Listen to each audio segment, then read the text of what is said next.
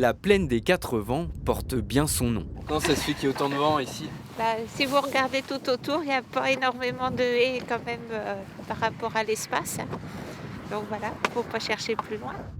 Des haies, la vingtaine de bénévoles de la LPO est venue en planter.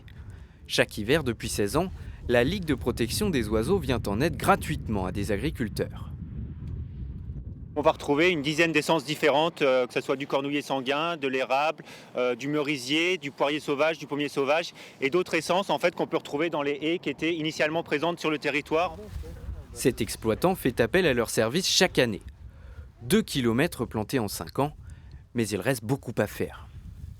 Il faudrait qu'il y ait un engouement plus important, qu'il y ait des voisins, notamment des grosses exploitations qui se mettent aussi à planter des haies, parce que moi j'ai une petite exploitation. Donc alors moi je suis très content de faire ce que je fais, hein, mais c'est vrai qu'il faudrait que ce soit un peu plus répandu et que les gars prennent conscience de l'utilité, de la réelle utilité des haies, quoi. À 40 km de là, le bocage est toujours présent et les oiseaux aussi. François Crouignot a planté sa première haie il y a 14 ans.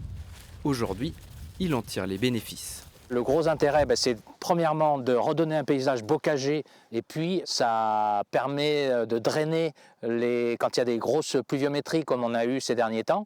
Depuis qu'on a planté la haie, l'eau s'infiltre beaucoup plus rapidement. Cet hiver, la LPO intervient dans une dizaine d'exploitations.